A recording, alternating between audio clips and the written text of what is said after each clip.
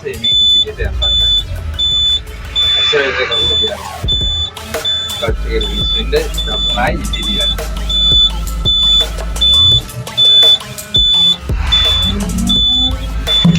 කන්නාඩි දෙකම බලන්න ඕනමයි ලබන්නේ.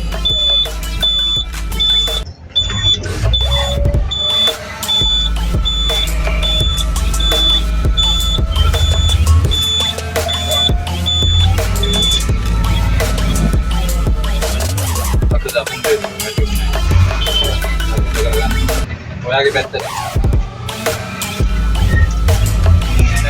ඉතින් යද්දි අපි ගිහිල්ලා ප්‍රධාන පාරෙන් වමට හරවන්නේ. ඒ කියන්නේ අපි මේ අතුරු පාරෙන් ගිහිල්ලා මොකද වෙන්නේ?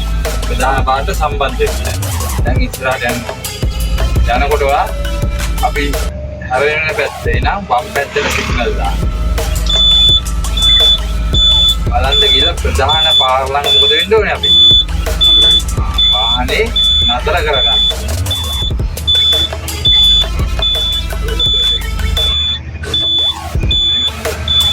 මෙතන වාහනේ බ්‍රේක් එකෙන් අඩු කරලා ක්ලච් එක පාගලා නතර කරනවා. දැන් මොකද වෙන්න ඕනේ? ගියර් එක මාරු වෙනවා. ඊට පස්සේ දකුණු පැත්ත බලන්න ඕනේ අපිට. බ්‍රේක් එකෙන් ගුරුල්ලා දකුණු බල තමයි ඉදිරියට යන්නේ. එන්න ඉස්සරහට. අපි දකුණු හොඳට බලන්න ඕනේ දාලා.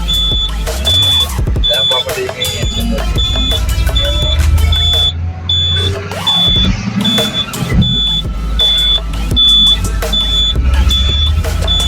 සිග්නල් එක ඔෆ් වෙන්න පුතා.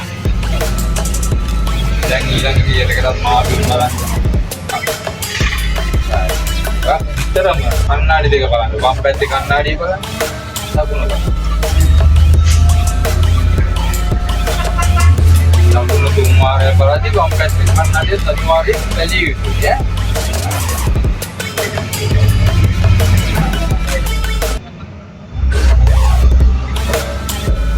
දැන් අපි ඉදිරියෙන් වාහනේ නතර කරගන්න ඕනේ. ඊට පස්සේ අපි හතරේ නම් කීවෙනි ගියර එකට දාන්න තුනට මාරු වෙනවා.